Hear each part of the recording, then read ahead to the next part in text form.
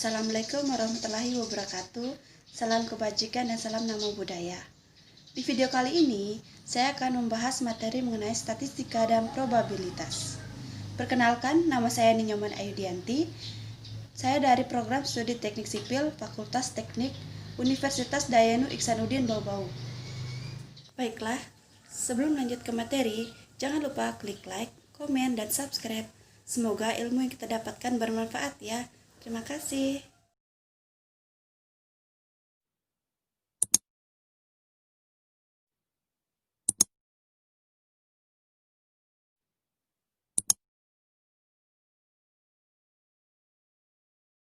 Baiklah, materi yang akan saya bawakan kali ini yaitu dengan judul Statistika dan Probabilitas dengan tema pengukuran dan penyimpangan data.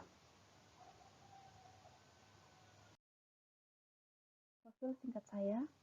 Selanjutnya, apa itu penyimpangan data? Pengukuran penyimpangan adalah suatu ukuran yang menunjukkan tinggi rendahnya perbedaan data yang diperoleh dari rata-ratanya. Ukuran penyimpangan digunakan untuk mengetahui luas penyimpangan data atau homogeneitas data. Selanjutnya yaitu macam-macam penyimpangan data. Yang pertama yaitu range. Range adalah perbedaan antara data terbesar dengan data terkecil yang terdapat pada sekelompok data. Range adalah salah satu ukuran statistik yang menunjukkan jarak penyebaran data antara nilai terendah dan nilai tertinggi. Lanjut kepada rumus mencari range. Yang pertama yaitu untuk data yang tidak berkelompok atau tunggal.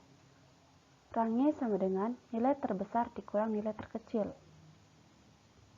Untuk data yang berkelompok, range sama dengan batas atas kelas tertinggi dikurang batas bawah kelas terendah. Contoh soal range data tidak berkelompok.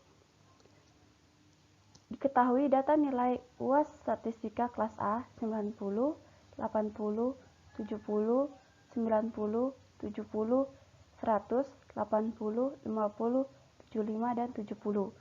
Untuk kelas B 80, 80, 75, 95, 75, 70, 95, 60, 85, dan 60. Tentukan rangenya. Yang pertama yang kita lakukan yaitu urutkan terlebih dahulu datanya, kemudian hitung berapa rentangannya. Untuk pengurutan data kelas A dimulai dari 50, 70, 70, 70, 75, 80, 80, 90, 90, dan 100. Untuk kelas B 60, 60, 70, 75, 75, 80, 80, 85, dan 95. Untuk kerantangan kelas A, karena nilai tertingginya 100, jadi 100 dikurangi 50 untuk data terendahnya. Jadi rentangan untuk kelas A sama dengan 50. Untuk rentangan kelas B sama juga, 95 dikurang 60 sama dengan 35. Lanjut ke contoh soal berikutnya, yaitu contoh soal range data berkelompok. Berikut ini adalah data yang sudah dikelompokkan dari harga saham pemilihan pada bulan Juni 2007 di BEJ. Hitunglah range dari data tersebut. Terlihat pada tabel bahwa datanya terdiri atas 5. Cara penyelesaiannya yaitu range sama dengan batas atas kelas tertinggi dikurang batas bawah kelas terendah. Karena batas atas kelas tertingginya bernilai 878 dan batas bawah kelas terendahnya yaitu 160, maka 878 dikurang 160 dengan hasil 718. Selanjutnya yaitu defisiasi rata-rata. Defisiasi rata-rata adalah rata-rata penyimpangan data dari rata-rata atau meannya. Di dalam menghitung defisiasi rata-rata, harus kita cari rata-rata dari harga mutlak selisih antara tiap-tiap data dengan meannya. Rumus-rumus defisiasi rata-rata. Untuk defisiasi rata-rata data yang tidak berkelompok, rumusnya yaitu MD sama dengan sigma Z dikurang sigma rata-rata X rata-rata di per N. dengan MD sama dengan defisiasi rata-rata, X sama dengan nilai setiap data pengamatan, X rata-rata sama dengan nilai rata-rata hitung dari seluruh nilai pengamatan, N sama dengan jumlah data atau pengamatan dalam sampel atau populasi, lambang kurung yaitu lambang nilai mutlak, sigma sama dengan lambang penjumlahan. Untuk rumus defisiasi rata untuk data yang berkelompok, MD sama dengan sigma F dalam kurung X kurang X rata-rata di per N, dengan MD sama dengan defisiasi rata-rata, F sama dengan jumlah frekuensi tiap kelas, X sama dengan nilai setiap data pengamatan, X rata-rata sama dengan nilai rata-rata hitung dari seluruh nilai pengamatan, dan N sama dengan jumlah data atau pengamatan dalam sampel, dan sigma sama dengan lambang penjumlahan. Lanjut kepada contoh soal untuk defisiasi rata-rata. Yang pertama yaitu data tidak berkelompok. Disajikan data sebagai berikut: 8, 17, 22, 10, dan 13. Yang pertama yang kita kerjakan yaitu hitung meannya. Hitung mean dengan cara jumlahkan seluruh data kemudian dibagi jumlah data. Hasilnya yaitu 14. Dengan demikian, rata-rata seluruh data itu terhadap mean, kita abaikan tanda positif dan negatifnya. Penyelesaiannya sebagai berikut. Defisiasi rata-rata sama dengan 8 dikurang 14 ditambah 17 dikurang 14 ditambah 22 dikurang 14 tambah 10 kurang 14 tambah 13 kurang 14 dibagi 5. Hasilnya yaitu 6 ditambah 3 ditambah 8 ditambah 4 ditambah 1 dibagi 5 sama dengan 22 dibagi 5. Contoh soal defisiasi rata-rata data berkelompok. Tentukan simpangan rata-rata pada tabel berikut. Sajikan tabel nilai dan frekuensinya. Pada tabel ini cara penyelesaiannya yaitu kita tulis tabel yang lain seperti yang ada di slide ini. Kemudian tentukan nilai rata-ratanya atau XI. Nilai rata-rata XI didapatkan dari nilai yang 141 dikurang 145. Nilai rata-ratanya itu nilai tengahnya itu 143. Bisa dilihat dari slide ini. Hasil dari FI dikali XI sama dengan 6300 di per frekuensi data tersebut, yaitu 40 sama dengan 157,5. Jadi untuk mencari defisiasi rata-ratanya yaitu kita ambil nilai dari FI XI kurang X rata-rata dibagi sigma FI, yaitu 260 dibagi 40 sama dengan 5,15.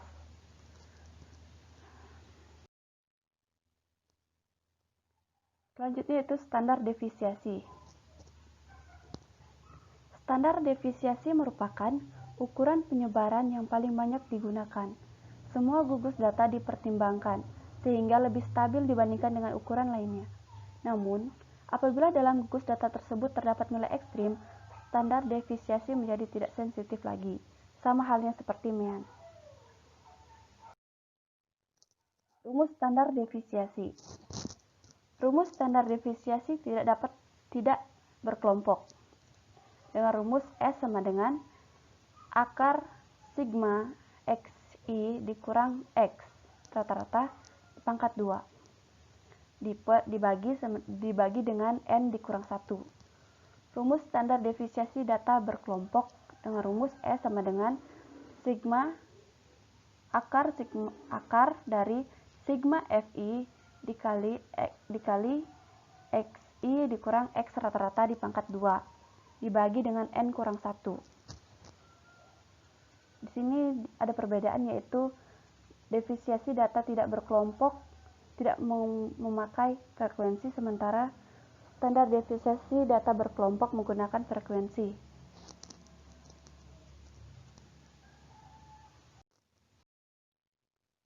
Contoh soal standar defisiensi data tidak berkelompok. Selama 10 kali ulangan semester, nilai sobat mendapat nilai 91, 79, 86, 80, 75, 100, 87, 93, 90, dan 88.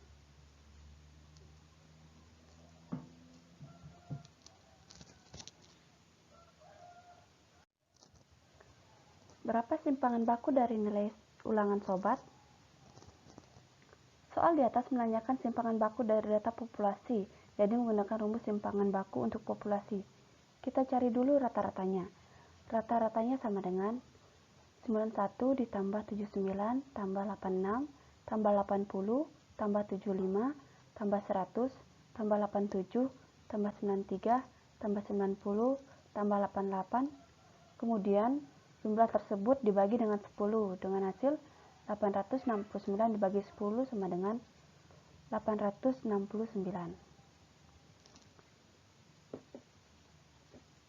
Jadi untuk simpangan bakunya yaitu dapat dilihat dari pada tabel berikut. Rumusnya itu akar 456,9 dibagi 10 sama dengan 6,759. Contoh soal standar defisiensi data berkelompok. Hasil tes matematika 30 siswa kelas 12 IPA 1 seperti ditunjukkan pada tabel di bawah. Berdasarkan data tersebut, tentukan simpangan bakunya. Dapat dilihat bahwa tabel tersebut bahwa simpangan bakunya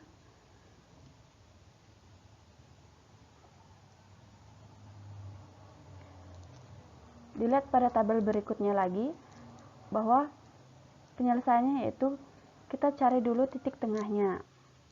Antara nilai 5 dan 9 titik tengahnya yaitu 7 dan cari tabel pada FI kali XI. FI kali XI sama dengan nilai frekuensi dikali nilai tengah. Untuk nilai XI dikurang X rata-rata, kita cari rata-ratanya. Kemudian langsung dapat dilihat pada tabel, kemudian langsung kita lanjut kepada X rata-ratanya. Masukkan nilai sigma FI kali XI dibagi N sama dengan 490 dibagi 30 dengan hasil 16,33. Sedangkan untuk simpangan bakunya, rumus kita masukkan nilai sigma FI kali XI dikurang X I rata-rata pangkat 2 dibagi N sama dengan akar 836,7 diper 30 sama dengan akar 27,89 dengan hasil yaitu sama dengan 5,28. Yang keempat yaitu varian. Varian adalah rata-rata hitung defisiensi kuadrat setiap data terhadap rata-rata hitungnya. Varian dapat dibedakan antara varian populasi dan varian sampel. Varian populasi dibaca TO adalah defisiensi kuadrat dari setiap data terhadap rata-rata hitung semua data dalam populasi. Varian sampel adalah defisiensi kuadrat dari setiap data rata-rata hitung terhadap semua data dalam sampel, di mana sampel adalah bagian dari populasi. Varians adalah kuadrat dari standar defisiensi. Contoh varian. Jika standar defisiensinya sama dengan 13,58, maka variannya sama dengan 13,58 pangkat 2, yaitu sama dengan 184,4164. Jika standar defisiensi sama dengan 7,045, maka varian sama dengan 7,045 akar pangkat 2, sama dengan 49,632025. Yang kelima yaitu koefisien varian. Koefisien varian adalah perbandingan antara standar defisiensi dengan harga mean atau rata-ratanya yang dinyatakan dalam angka persentase atau persen. Guna dari koefisien varian untuk mengamati variasi atau sebaran data dari meannya. Semakin kecil koefisien variannya, maka data semakin seragam atau homogen. Sebaliknya, semakin besar koefisien varian, maka data semakin bervariasi atau heterogen. Rumus koefisien varian yaitu KV sama dengan S di per X rata-rata dikali 100% dengan KF sama dengan koefisien varian, S sama dengan standar deviasi, X rata-rata sama dengan rata-rata atau mean. Nah, lanjut kepada contoh soal koefisien varian. Terdapat nilai rata-rata kelas multimedia dari kelas 12 multimedia 1 ialah 80, yang memiliki masing-masing koefisien dari kelas multimedia tersebut, yaitu simpangan 4,5. Sedangkan nilai pada rata-rata multimedia 2 ialah 70, memiliki simpangan 5,2. Jadi, berapakah koefisien variannya? Kita jawab yaitu, yang pertama yaitu diketahui kelas 12 multimedia 1 sama dengan X, nilai rata-ratanya itu 80. Kelas 12 multimedia simpangan bakunya 4,5. Kelas 12 multimedia 2 nilai rata-ratanya itu 70. Kelas 12 multimedia 2 nilai simpangan bakunya itu 5,2. Penyelesaian yaitu kelas 12 multimedia 1. Untuk kelas 12 multimedia 1, KV sama dengan S di per X kali 100%. KV sama dengan 4,5 dibagi 80 dikali 100%. KV sama dengan 5,6%. Jadi, nilai terhadap KV dengan kelas 12 multimedia 1 ialah 5,6%. Untuk kelas 12 multimedia 2, KV sama dengan S di per X dikali 100%. KV sama dengan 5,2 dibagi 70 dikali 100% sama dengan 7,4%.